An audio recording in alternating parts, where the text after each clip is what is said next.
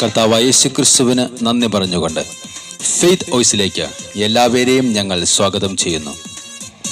വിശുദ്ധ മത്തായിയുടെ സുവിശേഷം 18-ാം അധ്യായം 20-ാം തിരുവചനം ഇങ്ങനെ വെളിപ്പെടുത്തുന്നു: 2-3 പേർ എൻ്റെ നാമത്തിൽ ഒരുമിച്ച് കൂടുന്നിടത്ത് അവരുടെ മധ്യേ ഞാൻ ഉണ്ടായിരിക്കും. ക്രിസ്തുവിൽ പ്രിയപ്പെട്ടവരെ, ഉയർത്തെഴുന്നേറ്റ യേശുവിനെ എനിക്ക് ഒന്ന് കാണുവാൻ, അനുഭവിച്ചറിയുവാൻ സാധിക്കുന്നില്ല എന്നോർത്ത് വിഷമിക്കുന്നവർക്ക് യേശു വാഗ്ദാനം ചെയ്യുന്നു, 2-3 പേർ എൻ്റെ നാമത്തിൽ ഒരുമിച്ച് കൂടുന്നിടത്ത് അവരുടെ മധ്യേ ഞാൻ ഉണ്ടായിരിക്കും. എമ്മാവുസിലേക്ക് പോയ സാധാരണക്കാരായ 2 ശിഷ്യന്മാർ യേശുവിനെ പറ്റി സംസാരിച്ചു കൊണ്ടുപോകുമ്പോൾ യേശു അവരോടൊപ്പം എത്തി വാഗ്ദാനം നിറവേറ്റുകയാണ്. ഇന്ന് ആരെല്ലാം യേശുവിന്റെ നാമത്തിൽ ഒരുമിച്ച് കൂടുന്നുവോ അവരോടൊപ്പം യേശു ഉണ്ടായിരിക്കും. എമ്മാവുസിലേക്ക് പോയ ശിഷ്യന്മാർക്ക് യേശു വചനം വ്യാഖ്യാനിച്ചു കൊടുത്തപ്പോൾ അവരുടെ ഹൃദയം ജ്വലിച്ചിരുന്നത് പോലെ നമ്മൾ വായിക്കുന്ന വചനങ്ങൾ, കേൾക്കുന്ന വചനങ്ങൾ രക്ഷാകരമായ ഒരു ജ്വലനം നമ്മുടെ ഹൃദയങ്ങൾക്ക് ഇന്ന് നൽകും. അതുകൊണ്ട് ഭൂമിയിൽ നിങ്ങളിൽ 2 പേർ യോജിച്ചു ചോദിക്കുന്ന ഏത് കാര്യവും എന്റെ സ്വർഗസ്ഥനായ പിതാവ് നിറവേറ്റിത്തരും എന്ന് യേശു വീണ്ടും വാഗ്ദാനം ചെയ്യുകയാണ്.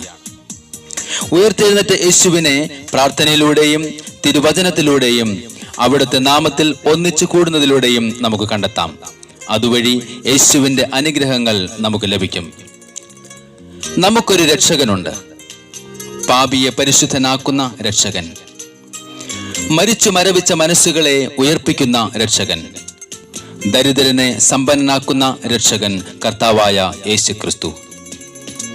കൊരിന്തോസർക്ക് എഴുതിയ ലേഖനം 16-ാം അധ്യായം വിളിച്ചു പറയുന്നു: നിങ്ങൾ ജാഗരൂകരായിരിക്കുവിൻ, വിശ്വാസത്തിൽ ഉറച്ചു നിൽക്കുവിൻ, പൗരുഷവും കരുത്തും ഉള്ളവരായിരിക്കുവിൻ, നിങ്ങളുടെ സകല കാര്യങ്ങളും സ്നേഹത്തോടെ നിർവഹിക്കുവിൻ.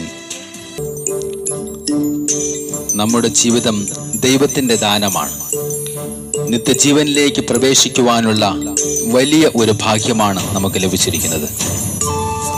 ജനിക്കുവാൻ കഴിയാത്ത കോടാനുകോടി മനുഷ്യർ ദൈവത്തിന്റെ മനസ്സിൽ മാത്രം സ്ഥിതി ചെയ്യുമ്പോൾ നാം എത്രമാത്രം ഭാഗ്യമുള്ളവരാണ്.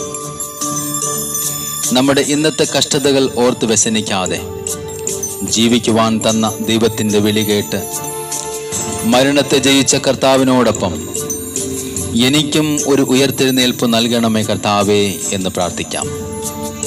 നമുക്ക് വിശ്വസിക്കാം, അവിടുത്തേക്ക് നന്ദി പറയാം, അവിടുത്തെ സാന്നിധ്യം നമുക്ക് തിരിച്ചറിയാം. എന്നെ നിത്യതയോടടുപ്പിക്കുന്ന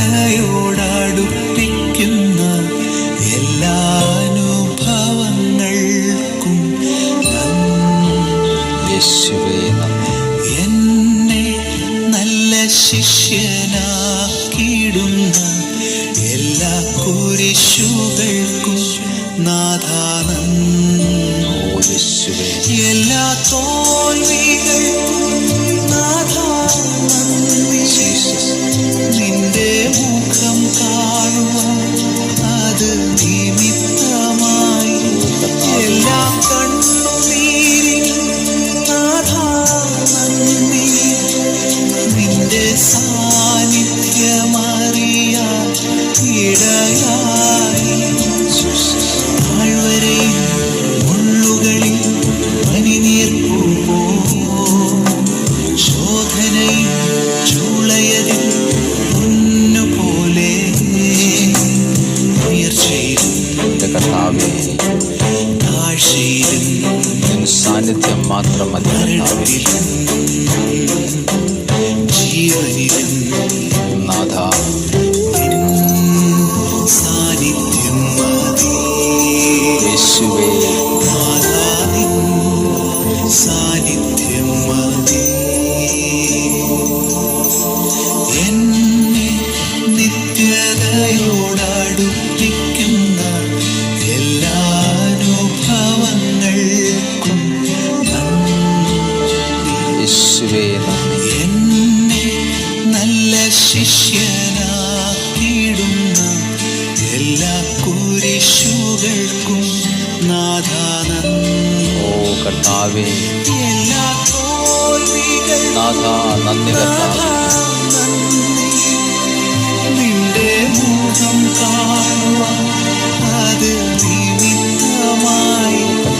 എല്ലാ കണ്ണീരിനും നാഥാ നന്ദി. യേശുവേ നിന്റെ സാന്നിധ്യമറിയാൻ ഇടയായി. താഴ്വരയിൽ മുള്ളുകളിൽ പനിനീർപ്പൂ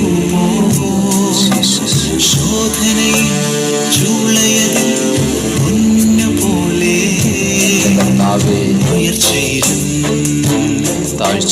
താഴ്ചയിലും കർത്താവേ മരണത്തിലും ജീവനിലും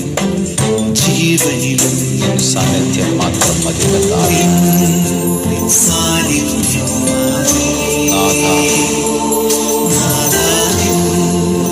സാന്നിധ്യം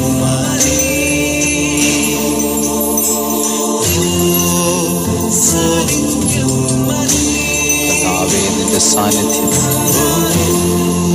ഞങ്ങളുടെ എല്ലാ പ്രാർത്ഥനകളിലും ഉണ്ടാകട്ടെ, ഞങ്ങളുടെ ജീവിതത്തിൽ ഉണ്ടാകട്ടെ കർത്താവേ.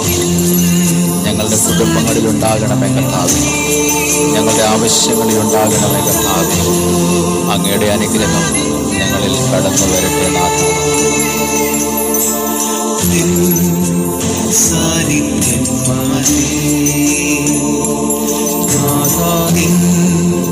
സാന്നിധ്യം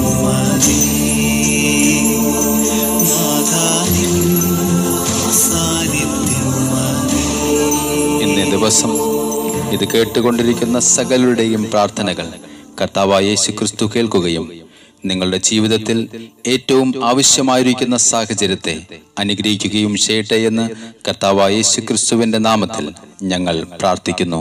ആമേൻ.